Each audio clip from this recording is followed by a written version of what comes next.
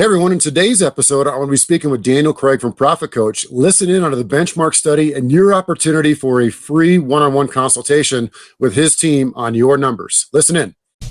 Welcome to the Property Management Mastermind Show with your host, Brad Larson. Brad owns one of the fastest growing property management companies in San Antonio, Texas. This podcast is for property managers by property managers. You'll hear from industry-leading professionals on best practices, new ideas, success stories, and lessons learned. This is your opportunity to learn about the latest industry buzz surrounding property management, as well as tips and strategies to improve your business.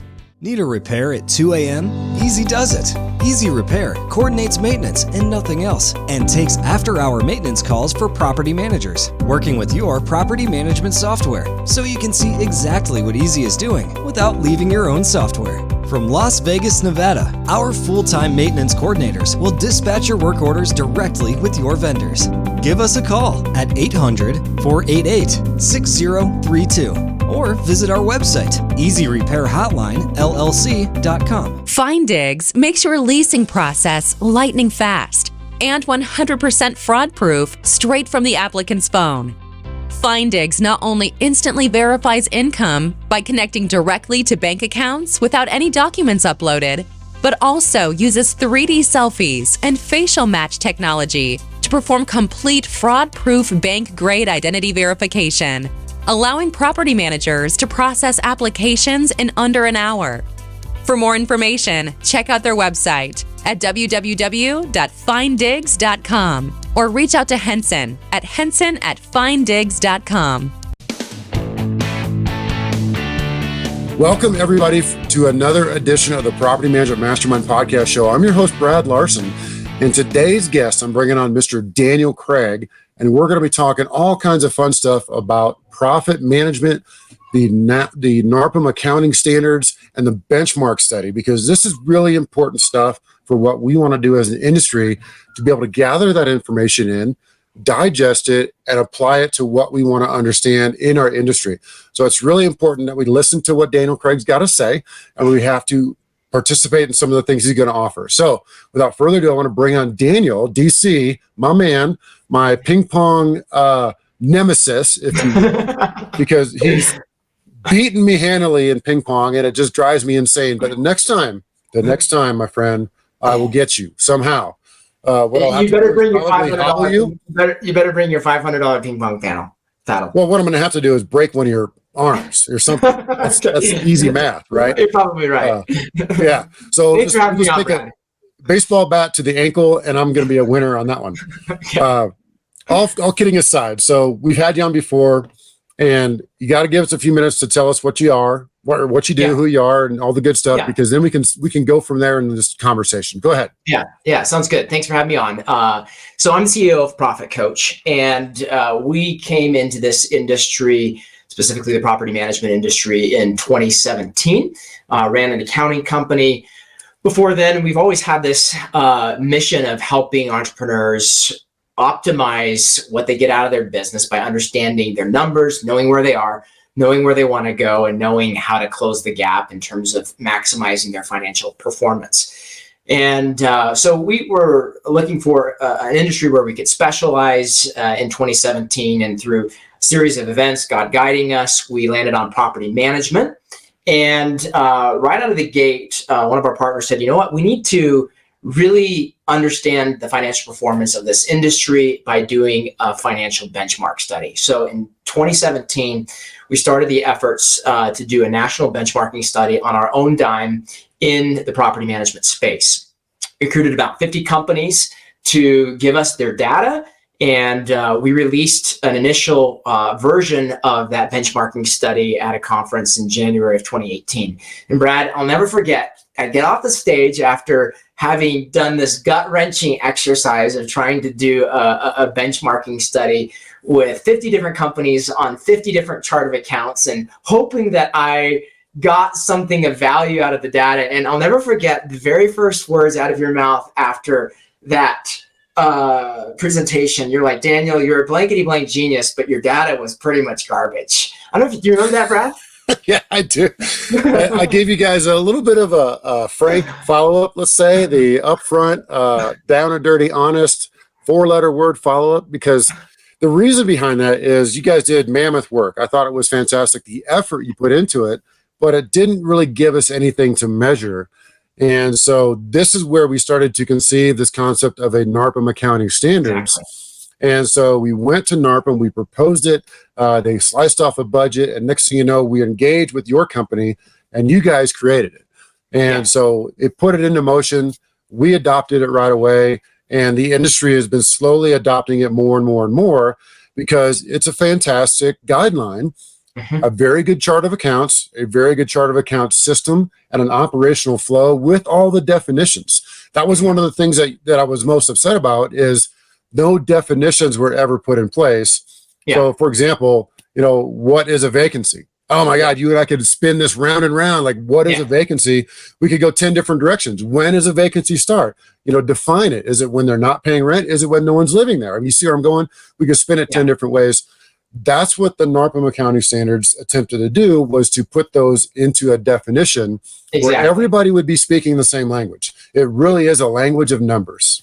Yeah, and it's a language of comparison as well. I think in the past, and this is, I think, one of the things you were passionate about, Brad, was, we go to these conferences, we have conversations, and it's sort of the Wild West of everybody gets to define what they mean by what they say. So, someone is calculating revenue per unit and they're including all their maintenance and brokerage income, and someone else isn't, and the one guy feels like he's underperforming, but nobody really knows what we're talking about.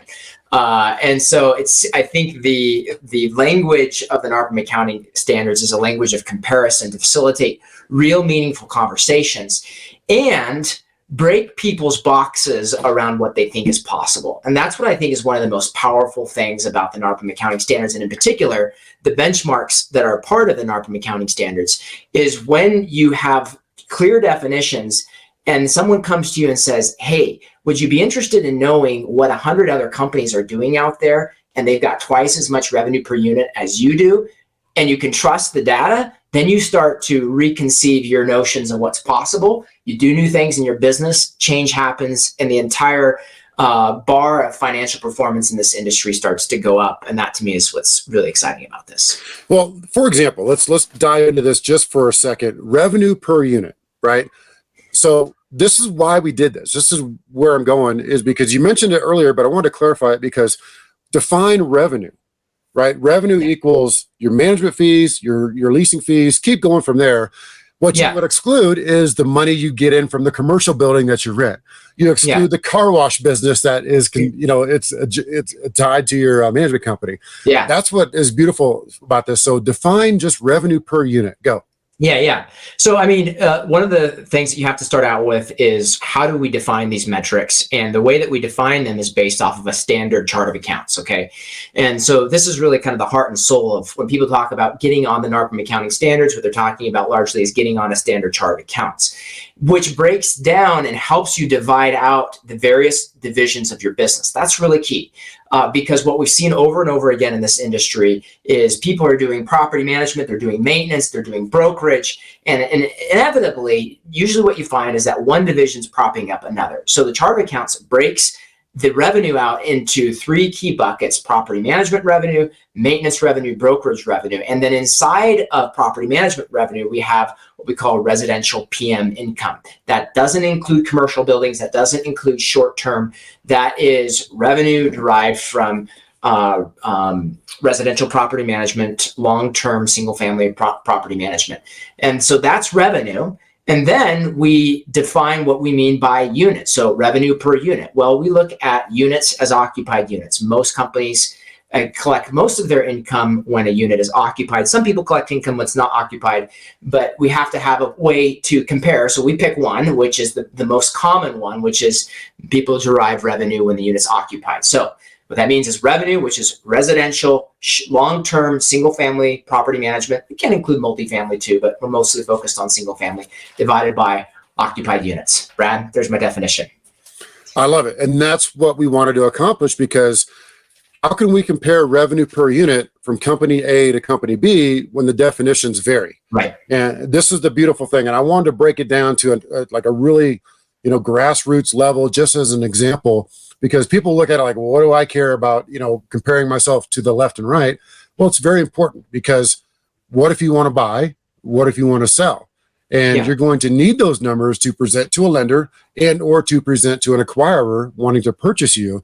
And you need to have clarity. And I think this is a fantastic thing. So part of the benchmarking study that I want to talk about with you next is you're taking the data from other companies, you're compiling it, you're making sure they're on the NARPM chart of accounts, you're making sure that we're all speaking the same language.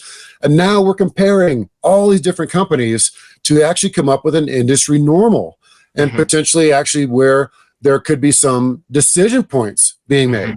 And so I want you to talk more about that. Yeah.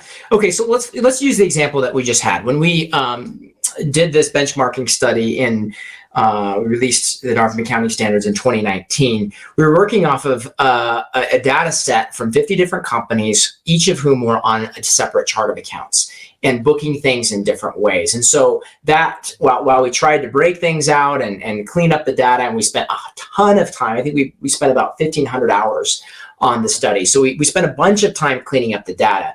The reality is when everybody was on a separate chart of accounts, there's only so much granularity that you can dive into. And so now that we've released the NARPM chart of accounts and we're fast forwarded 3 years from that, we now have, a whole cohort of companies that have adopted that chart of accounts, have been using it for a number of years, and have a lot more granularity, consistent granularity baked into their books, and a level of granularity that's consistent with a large number of companies. So now we can go in and start looking at things like not just revenue per unit, but management fees per unit, leasing fees per unit, pet fees per unit. Brad, you starting to get excited? Maintenance coordination fees per unit. And we can start understanding pricing, for example, at a whole lot more of a granular level.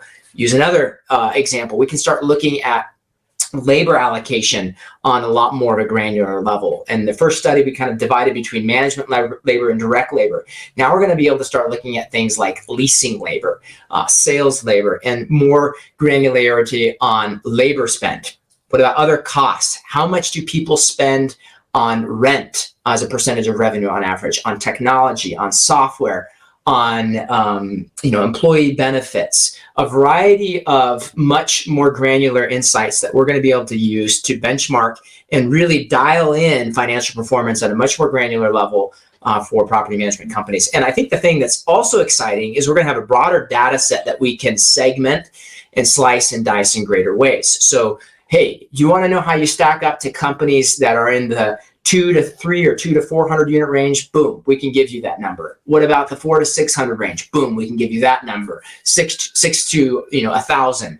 And so there's going to be more opportunity to segment based off of similar sizes or even locations of business as well. So granularity is going to be a lot better in the study. There's going to be a whole new set of metrics. We're going to dive into maintenance performance because we weren't really able to do that before in the past. So what does profitability look like in maintenance? What does labor efficiency look like in maintenance? So new metrics, new granularity, new segmentations, and we really need people to pony up and contribute their data to this collective project of raising the bar of financial performance in this industry. So that's the mission we're on right now, is to recruit a whole cohort of companies. Right now, we're at about 100 companies signed up to participate, and we're going to cap it at around 200.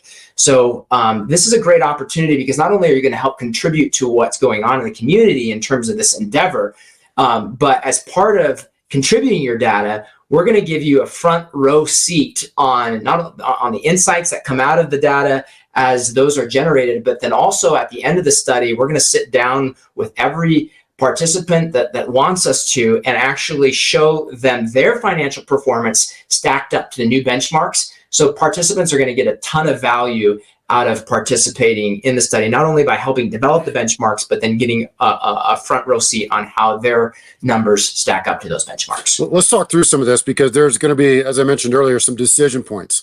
And when I'm talking about this is what the data is going to give them opportunity to understand. So for example, if you are a management company with 300 units and you're looking at the management companies that are between 500 and 700 units, but your profitability in your range of your realm might be better than the profitability between 500 and 700 units, you might look at that and say, well, I'm fine with where I am. I don't want to grow to be a bigger company because the profitability kind of dips a little bit as you grow. It's like a staircase almost, right? It kind of it goes up, it flattens out, it goes up and flattens out as you grow. So that's going to give somebody an actual like, okay, well, I get it. That gives me some actual information to make a decision. Do I want to stay where I am or do I want to try and grow bigger? Another one that's really exciting is it gives people the opportunity to understand where they are in their revenue, in their fee generation. Exactly. Give us one there because, for example, pet fees. And you could look at similar companies that are generating, I'm going to try to use round figures. Let's say they're generating $10,000 a year in pet fees and they're a 500 unit company. But the industry standard is they're generating $40,000 in pet fees for a 500 unit company. That's going to tell a management company, hey, knock, knock, I probably need to be charging more on pet fees because everybody else around me is doing that. And if the market, meaning everybody else, says you should be charging more for a pet fee, that's the decision. You can say, all right, instead of charging $5 a pet fee, you can charge, $25 a pet fee. I'm just using crazy numbers made up, but that's going to influence them in a decision. So this is real world. You can apply it to your business to help keep you in line with the rest of the industry. That's the whole point of this. Am I right? That's 100% of the point. Again, I think one of the biggest values of this whole project is for property managers to understand what's possible. And I think after the first study, a lot of people realized that things were possible that they didn't realize before. Yes, you can achieve a 3.5 to 4 labor efficiency. People say, well, our staff are just work so hard and blah, blah, blah. And you find out, well, they're still on paper checklists. And so they haven't made the investment into workflow management software. Okay. And so it's interesting how these numbers-based conversations, again, break people's boxes around what's possible, cause them to look outside of themselves for what other people are doing. And really, it's this number thing is a large part of what helps just general operational improvement, because people see, here's what my competitor's doing or what my friend is doing. Here's what I'm doing. I got to go actually pay attention to what they're doing. I thought I was the best. And I'll tell you, Brad, one of the people that participated in the first benchmarking study, it was right around the time that we were rolling this out. And he made a comment to me. He's like, yeah, you know what? I know that I'm going to be at the top of the pack of all the benchmarks. And lo and behold, he wasn't. And that's the this wasn't me, was it? This wasn't me. It wasn't you. Okay. No. He's a great guy, and he's doing a lot of great things. But he thought he was sort of a cat's meow in the industry, and he just wasn't. I mean, he was doing some good things. And so again, he got a new sense of what's possible and what his potential was. Okay, so the point of all of this is a lot of this has to do with what's possible, what your potential is. So taking this back to revenue per unit, where we start with that conversation, and this is one of the things that we're going to dig into more that we didn't even dig into in the first study, which is let's segment revenue per unit relative to average rent. Okay, so a lot of people think about revenue per unit as sort of like, well, I'm at 300. Okay, that's great, but what determines how much you can charge? We think the best proxy of what determines how much you can charge is actually your average rent. Now, be careful. Some people say I can't charge what he can because my average rent is lower. Well, what we found in a small data set, and what we're going to dive into much deeper in this study is, okay, how do management fees scale down as average rent goes up? Okay, so we know there's that relationship. So we're going to dive into that.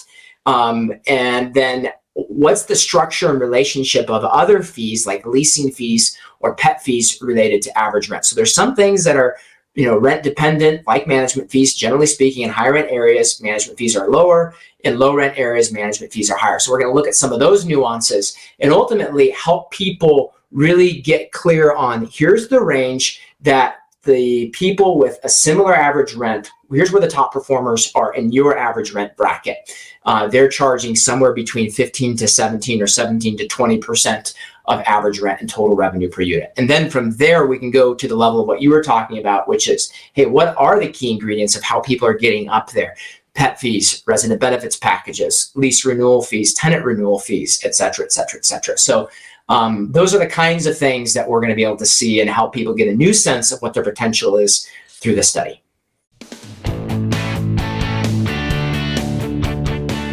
Property Meld is a smart maintenance coordination solution proven to turn maintenance headaches into profitability. Our maintenance coordination hub connects all property management companies' key players in one location, providing maintenance oversight and efficiency to property management maintenance teams. Our solution streamlines communication throughout the coordination process, resulting in the oversight and efficiency property managers need to create a profitable maintenance operation. Property Meld delivers property managers with a positive maintenance experience. Check out more information at propertymeld.com or reach out at info@propertymeld.com.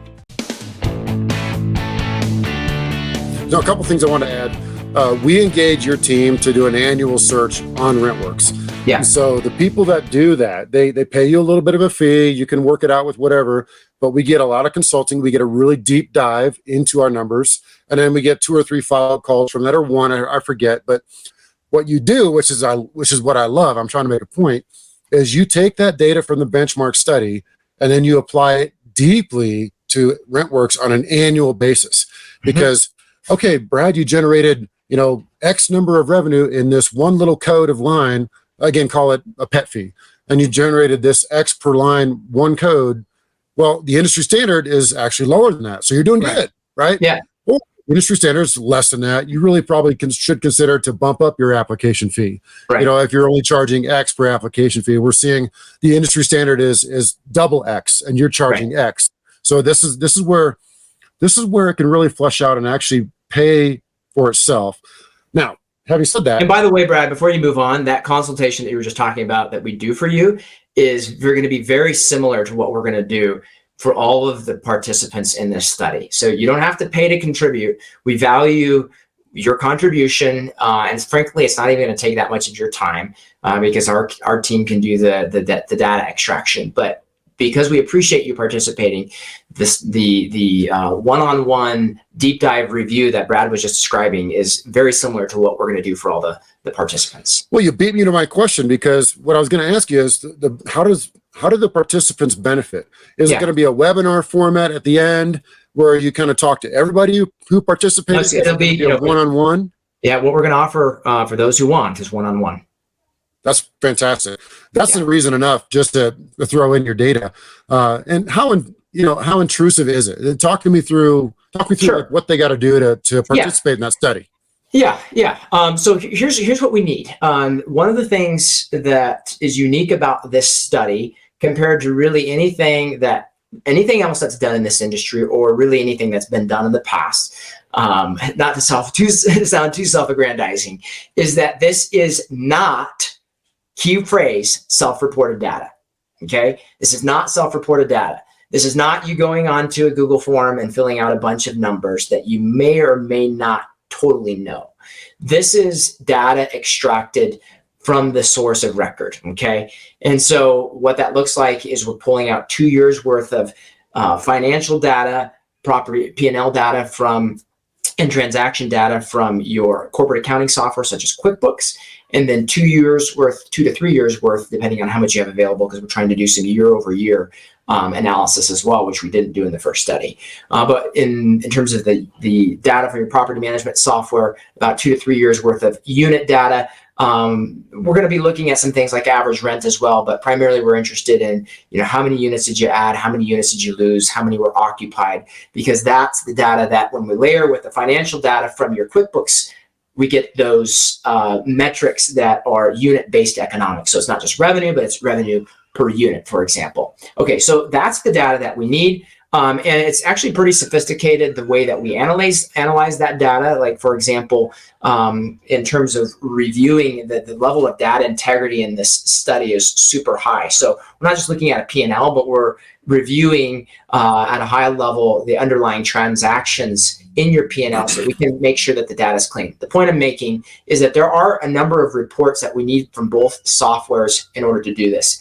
It's possible for you to pull those and send those to us. But the easiest way is just giving us temporary access to the source of record. That's just the standard way that we handle this. We go in, grab the reports, get out, and you can remove our access. So really, in terms of what's required of the participant, you have to fill out an initial application, tell us who you are, give us access to your corporate accounting data so that we can review that and make sure it's data that we can actually use. And then from there, give us access to your property management software. Tell us a little bit more about your business and some just general questions about your labor structure and whatnot. And then we do the rest of extracting the data from your corporate accounting software, from your property management software. And then we sanitize that in terms of anything that needs to be reallocated, make sure it's all up to snuff, merge it with the larger data set. And then that's when we go to work slicing and dicing the data and releasing the aggregate study findings to the general public. So we're not releasing any private data. All the data is kept 100% confidential. And all we're releasing is general findings based on the aggregate data set. But again, in terms of what's required of you, fill out an application, give us access, we pull the reports, we do the dirty work, we clean it all up, we merge it all together, we define the insights, and then at the end of the process, if you want, we sit down with you and give you that one-on-one view of how you stack up to the latest industry trends and help you get an understanding of what your top opportunities are to add $10, $15, $30, $100,000 to your bottom line next year. Key question is, are you going to release your hair care secrets? That's what I want. You know what? Secrets, come on. It's like whatever gel my wife can find on discount. So no, it's yeah. All right. So serious punch you in the face time. Okay. Soapbox time. I want you to be careful on how you discuss churn with your clients because it's very sensitive. One of the things that I had a little bit of an irritation point, I chewed you out one time before earlier about the churn is you're not in our shoes. And so you don't know necessarily how churn works in a management company because you may not have those conversations with an owner who says he only wants to rent to Martians. You may not have that conversation with an owner who says he doesn't have any money for repairs, just have them get a ceiling fan or a box fan and put in their home in Arizona at 110-degree heat. So churn is something that is tough to actually quantify and address in a different manner. Hang on a second, Brad. Since you said you were going to punch me in the face, let me just jump in. It's not hard to quantify, and maybe it's hard to diagnose and categorize. But yes. Okay. So it's there. I mean, it's a black and white number.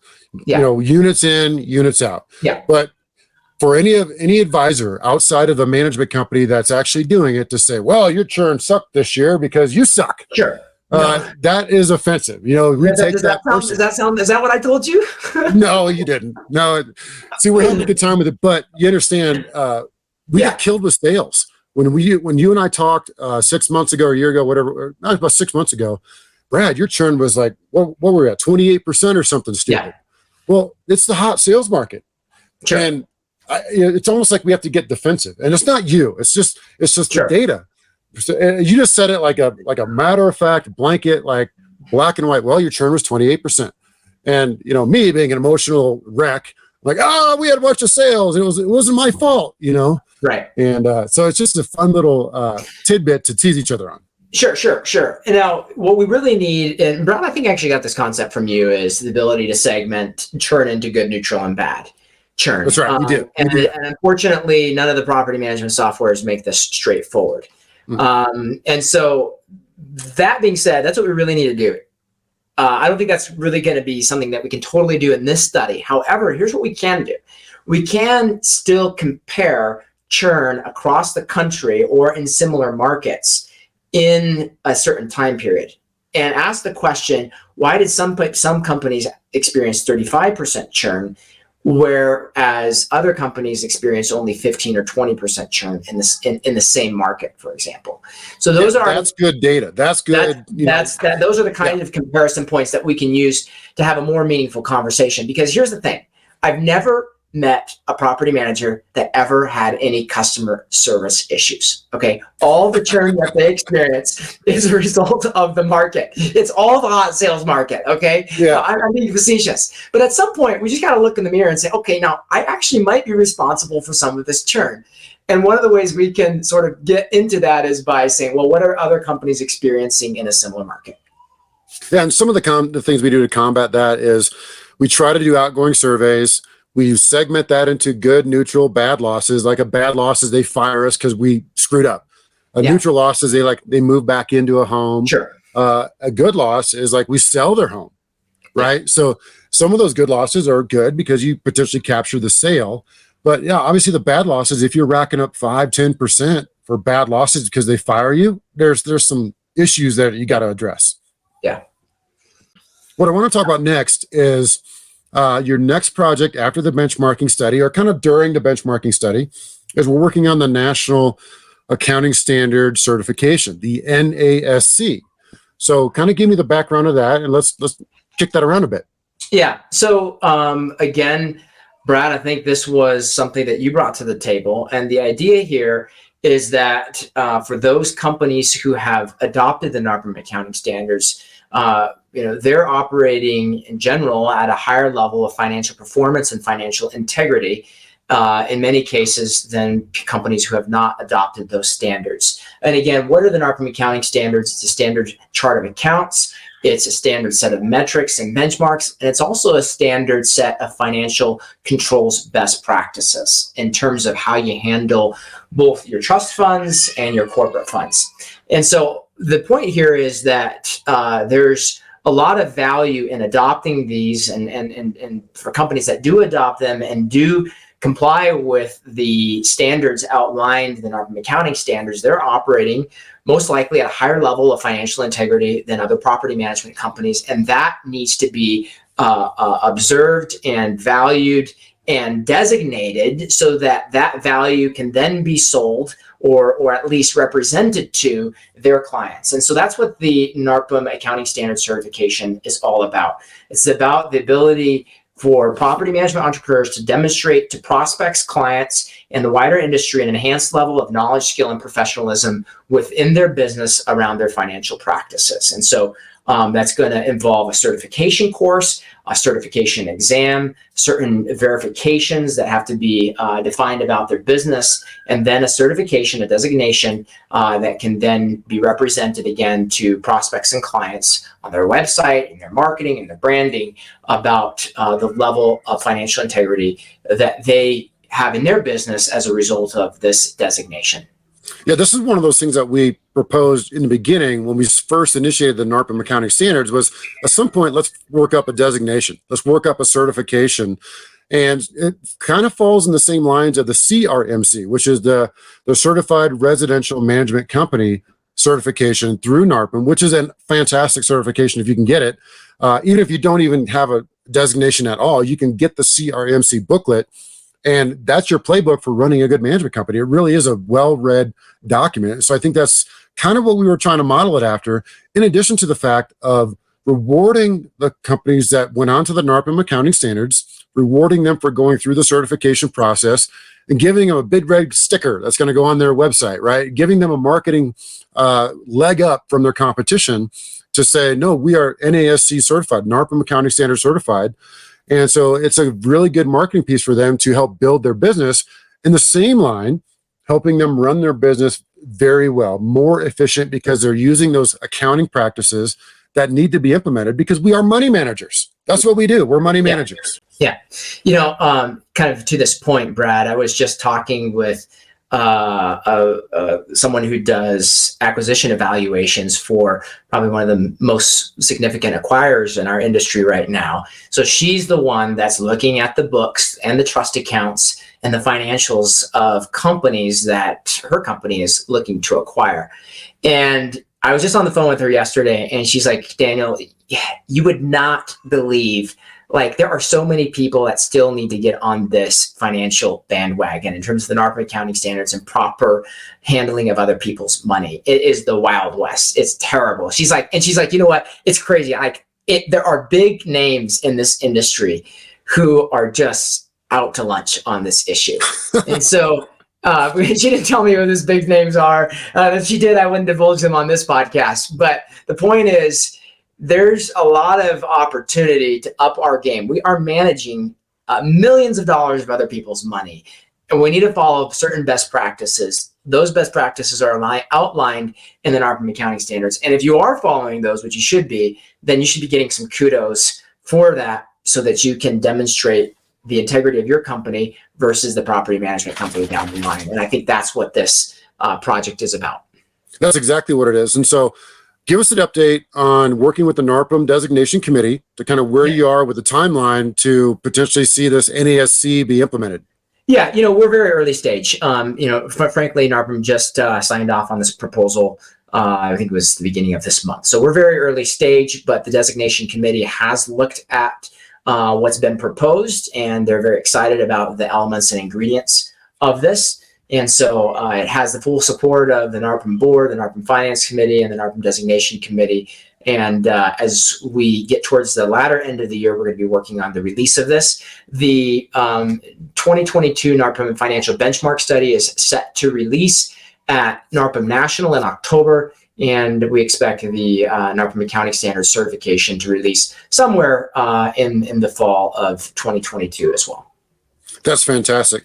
So how do people learn more about the benchmarking study sign up? Because remember, it's capped at 200. And inside of that, you get a free consultation, a free deep dive with your team. So I think that's in itself worth it, and it costs them nothing. So where do they go to get that information, get signed up? Yeah, if you don't mind, I'm actually going to share my screen. And basically, well, that's great on a podcast, buddy. Let's share your hair care secrets too. Okay. So here's the landing page. Go to benchmark.pmprofitcoach.com, and you're going to get all sorts of information that you need about this study. So again, 2 steps to dive in: contribute your data and receive a one-on-one financial performance view with us. And so this is presented again by NARPM and ProfitCoach. Very simply how it works. Got to apply to join. Apply here by July 10th. That's what you need to do. Once you're applied, we'll review your data to make sure we can accept you into the study. And you then contribute your data. And then at the end of the whole process, again, compare your results with the one-on-one analysis with us. There are just stories upon stories of people who have benefited from engaging this process. I just got this one last week or the week before. Converting to the NARPM chart of accounts has made a huge difference in our year-to-year reports. Not only are we understanding our financial performance with greater clarity, we now have a much clearer line of sight on where we can improve to maximize profitability. That increased clarity is producing great results for us. Okay, well said. Nice job, Chris Lindquist. Yeah. Well said in that review, because that paraphrases it perfectly. Yeah. So here, just in a nutshell, why does this matter? We need benchmarks. This industry needs benchmarks to help raise the bar. It just, I can't say it any more simpler than that. You have to know what the top performers are doing, and that knowledge has to be spread abroad so that other people can achieve that same level of performance. So number 1, we need benchmarks. Number 2, we need the latest benchmarks. The 2019 benchmarks are good. It's now time for NARPM Accounting Standards 2022. So that's why we're releasing this study. And this is really the time for property managers, NARPM members, to contribute back to the community in a way that's going to drive huge benefits for them as well. And so what this means to you is you'll receive admittance to the exclusive 2022 Study Contributors Club private Facebook group with insider updates. We're also looking at some special events for contributors as well. And like we've talked about, you'll receive that one-on-one financial performance review from us, where we do a deep dive analysis of your financial performance compared to updated key financial benchmarks. I give you the top highlights of your financial performance strengths and your top opportunities for improving profitability. And folks, we've got tons of companies already joining in, and we hope you'll be the next person to click this join the study button and contribute your data. Yeah, capping at 200, that makes it for a nice even round, good database to dig from. Really appreciate you coming on, DC. This has been a fantastic conversation. Looking forward to the NASC and what you have to offer with the committee. I know it's like in early stages, and there was talks about classes. There were talks about recurring like every year. There's some interesting stuff behind it, but I do feel that's one of the best things that can be done. Is it doesn't have to be the business owner either. It can be the key accounting person that can earn that designation on behalf of the business. And so it's just going to be a cool thing to see, and then a lot of marketing effort behind it. So going to Benchmark, say the URL one more time for me. Yeah, benchmark.pmprofitcoach.com. Perfect. Appreciate your time here again, buddy, and look forward to beating you in ping pong sometime soon. Just don't break my legs. Your hair care secrets. Got to get that hair gel formula down, and we'll stay in touch. We'll see you at the next go around. All right. Thanks, Brad. Thanks for having me on. Thanks, DC. Resident Interface is a comprehensive delinquency management solution for property management companies that serve rental properties with over 500 units located in Florida, Georgia, Maryland, and Texas. Resident Interface offers property owners and managers a financially transformative end-to-end delinquency management experience. We're a single contact responsible for the entire process from late payment to eviction management and final debt collection. And we help increase net operating income through technological innovation, operational transparency, and respectful recovery procedures. Learn more today at residentinterface.com. This has been a podcast episode by PropertyManagementProductions.com. Be sure to subscribe to our podcast, leave us feedback, and come back for our next episode.